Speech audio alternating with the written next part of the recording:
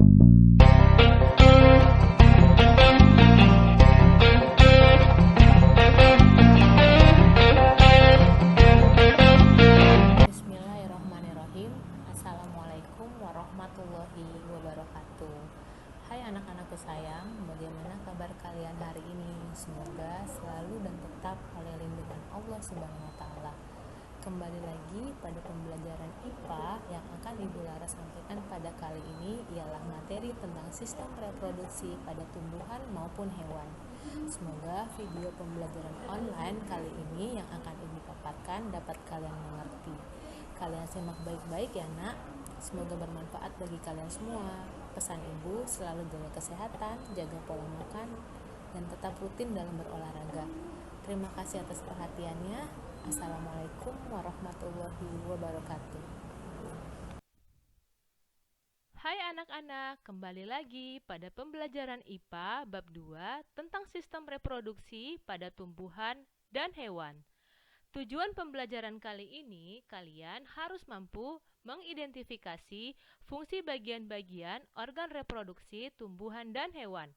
Dan yang kedua, menjelaskan tahapan-tahapan reproduksi tumbuhan dan hewan. Yang ketiga, menjelaskan proses yang terjadi setelah fertilisasi pada tumbuhan dan hewan. Yang keempat, menjelaskan faktor-faktor yang mempengaruhi pertumbuhan dan perkembangan tumbuhan dan hewan. Yang kelima, menjelaskan perbedaan metamorfosis sempurna dan metamorfosis tidak sempurna. Dan yang terakhir, menjelaskan konsep kromosom dan pembelahan sel. Perhatikan baik-baik peta konsep kali ini. Reproduksi makhluk hidup terdiri atas reproduksi vegetatif pada tumbuhan meliputi rizoma, umbi lapis, umbi batang, umbi akar, tunas, tunas adventif, stolon, dan spora. Reproduksi vegetatif pada hewan terdiri atas fragmentasi, tunas, partenogenesis. Sedangkan reproduksi generatif pada tumbuhan dengan cara penyerbukan dan fertilisasi. Reproduksi generatif pada hewan dengan cara fertilisasi internal dan fertilisasi eksternal. Sistem reproduksi pada tumbuhan dan hewan itu terjadi pada setiap jenis makhluk hidup yang mempunyai kemampuan untuk berkembang biak, yaitu yang disebut reproduksi. Nah, kemampuan untuk bereproduksi ini memiliki tujuan menjamin kelangsungan hidup dan kelestarian jenisnya, di mana sistem reproduksi makhluk hidup itu berbeda-beda, nak. Demikian pula cara reproduksi makhluk hidup juga berbeda-beda. Sistem reproduksi pada tumbuhan melakukan reproduksi secara vegetatif yaitu aseksual, generatif secara seksual ataupun keduanya. Nah, reproduksi vegetatif dengan cara reproduksi tanpa didahului oleh peleburan sel kelamin jantan dan betina. Sedangkan reproduksi generatif dengan cara reproduksi yang didahului oleh peleburan sel kelamin jantan dan sel kelamin betina. Reproduksi vegetatif pada tumbuhan itu bisa terjadi secara rizoma, biasanya pada tumbuhan jahe, kunyit, temulawak, dan kencur. Sedangkan umbi lapis pada tumbuhan bawang merah, bawang putih, dan bakung. Pada umbi batang biasanya pada tumbuhan kentang dan ubi jalar. Sedangkan pada umbi akar terjadi pada tumbuhan singkong, bengkoang, dan dahlia. Pada proses tunas biasanya terjadi pada tumbuhan pisang dan tebu. Pada tunas adventif pada tumbuhan cocor bebek, cemara, sukun, dan kesemek. Sedangkan stolon atau geragi terjadi pada tumbuhan arbe, stroberi, pegagan, dan rumput teki. Dan yang terakhir, pembentukan spora biasanya terjadi pada tumbuhan lumut dan paku. Perhatikan gambar contoh proses tumbuhan secara vegetatif. Ada rizoma dengan tumbuhan jahe, ada umbi lapis pada bawang merah, ada umbi batang pada tumbuhan kentang, ada tunas adventif pada daun cocor bebek, ada stolon pada stroberi, dan spora pada tumbuhan lumut. Nah, reproduksi generatif pada tumbuhan berbiji biasanya disebut secara seksual. Pada tumbuhan tingkat tinggi ini biasanya terjadi pada tumbuhan berbiji tertutup atau angiospermae. Ini adalah contoh struktur bunga yang sempurna. Biasanya memiliki benang sari, kepala sari, tangkai sari, kepala putik, tangkai putik, atau bakal buah yang disebut putik secara keseluruhan, serta memiliki dasar bunga, bakal biji, kelopak, dan yang pasti mahkotanya. Nah, alat kelamin jantan ini terdiri sejumlah benang sari dan stamen. Nah, tumbuhan berbiji biasanya memiliki tertutup memiliki bunga yang merupakan alat reproduksi secara generatif. Nah, alat kelamin betinanya memiliki putik yang tersusun atas bakal buah ovarium, tangkal putik atau stilus dan kepala putik atau stigma. Pembentukan sel kelamin jantan dan betina, perhatikan gambarnya ya nak. Di dalamnya terdapat ruang sari yang memiliki sel induk mikrospora yang diploid, sedangkan sel induk mikrosporanya membelah secara meiosis dan menghasilkan 4 sel mikrospora haploid. Nah, ini merupakan foto atau gambar tentang pembentukan sel kelamin betina pada tumbuhan. Biasanya bakal buahnya merupakan tempat terdapatnya bakal biji. Nah, bakal buah ini terletak di dasar bunga atau reseptakel dan bentuknya menggelembung. Di dalam bakal bijinya pasti terdapat sel telur yang merupakan gamet betina, dan di dalam bakal bijinya juga terdapat sel induk megaspora atau betina yang diploid.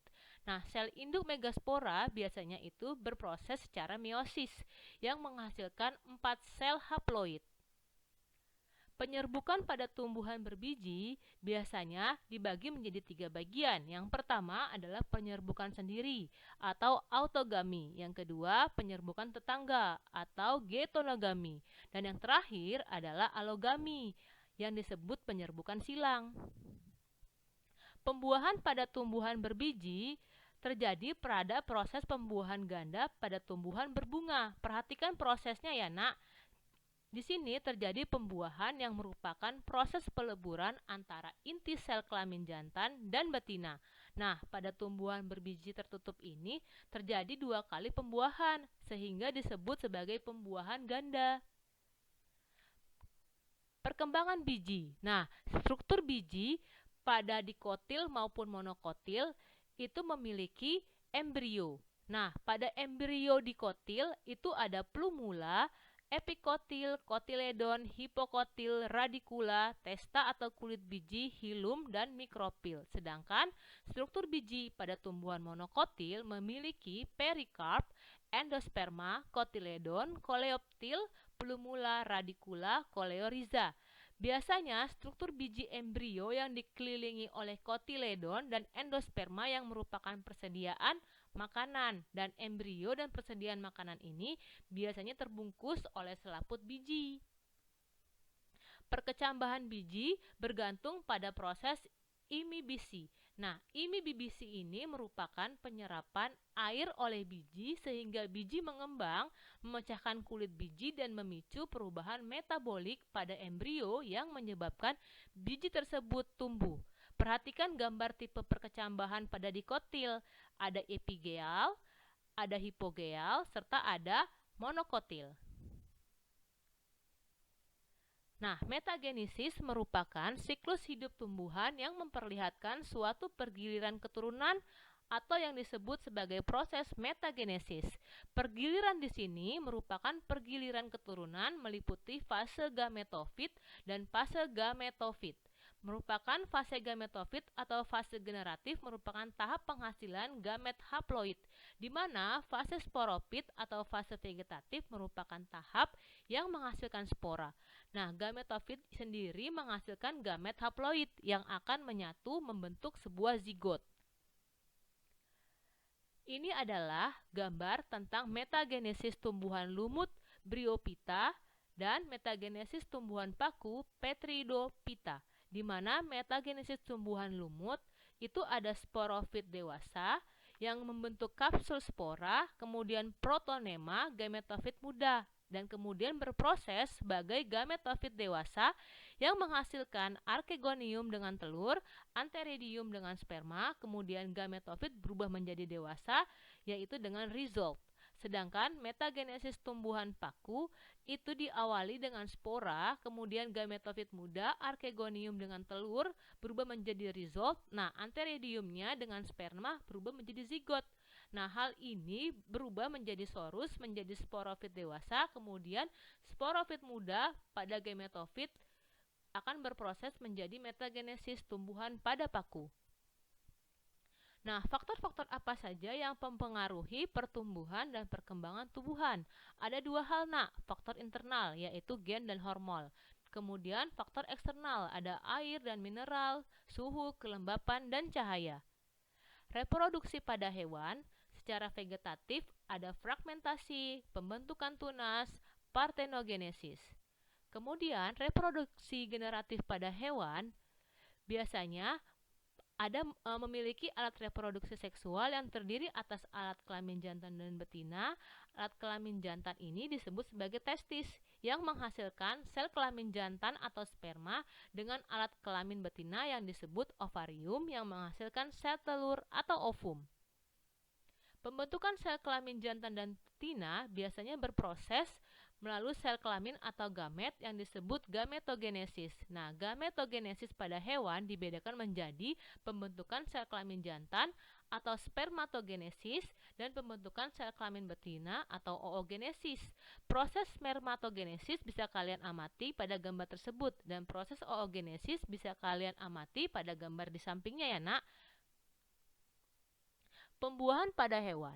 Pembuahan adalah merupakan proses peleburan antara inti sperma dan sel telur, di mana pembuahan pada hewan-hewan terjadi di luar tubuh induk betina, sehingga disebut sebagai pembuahan eksternal. Nah, induk betina ini melepaskan sel-sel telur yang sangat banyak ke dalam air. Induk jantannya mengeluarkan sel-sel sperma ke lokasi sel-sel telur berada sehingga terjadi pembuahan. Sebaliknya, nak, pada hewan yang bukan organisme akuatik terjadi pembuahan secara internal. Kemudian pembuahan internalnya terjadi di dalam tubuh induk betina. Pertumbuhan dan perkembangan hewan. Pertumbuhan adalah pertambahan ukuran dan jumlah sel yang mengakibatkan bertambah besarnya ukuran tubuh makhluk hidup. Pertumbuhan bersifat irreversible, sehingga makhluk hidup yang tumbuh tidak dapat kembali ke ukuran semula. Sedangkan perkembangan merupakan proses menuju kedewasaan yang biasanya ditandai oleh dengan terspesialisasinya sel-sel menjadi struktur dan fungsi tertentu. Perkembangan menyebabkan terjadinya perubahan bentuk pada tubuh yang bersifat kualitatif. Pada siklus hidup tertentu, terjadi perubahan bentuk tubuh dari embrio sampai dewasa yang disebut metamorfosis. Metamorfosis dapat dibagi menjadi dua macam. Ada metamorfosis sempurna, ada metamorfosis tidak sempurna. Kalian bisa mengamati pada gambar di bawahnya. Di sini ada metamorfosis sempurna pada hewan katak dan kupu-kupu. Ada juga metamorfosis tidak sempurna yang terjadi pada hewan belalang. Kromosom dan pembelahan sel. Nah, salah satu ciri penting dari reproduksi seksual adalah keturunan yang dihasilkan tidak identik secara genetik dengan induknya. Nah, reproduksi seksual ini dapat meningkatkan variasi genetik dalam suatu spesies, di mana sifat-sifat yang diturunkan dari induk terdapat pada sebuah bagian sel yang bernama kromosom. Kromosom biasanya mengandung bahan genetik yang menentukan sifat-sifat yang dapat diturunkan dari satu generasi ke generasi berikutnya. Di samping slide di sini, kalian bisa amati dalam tabel jumlah kromosom pada beberapa organisme. Misal ya, nak, organisme manusia memiliki jumlah kromosom 46. Pada simpanse memiliki kromosom 48. Pada katak memiliki jumlah kromosom 26, dan masih banyak lainnya contoh-contohnya yang bisa kalian amati. Pembelahan sel. Nah, pembelahan sel biasanya terjadi ke dalam dua hal. Yang pertama ada mitosis. Mitosis merupakan pembelahan sel menjadi dua sel baru dengan jumlah kromosom sel anak sama dengan jumlah kromosom sel induknya, di mana pertumbuhan organisme dari kecil sampai menjadi besar disebabkan adanya pembelahan sel-sel tubuh secara mitosis. Sedangkan meiosis merupakan pembelahan sel menjadi 4 sel baru dengan sel anak memiliki jumlah kromosom setengah dari jumlah kromosom sel induknya.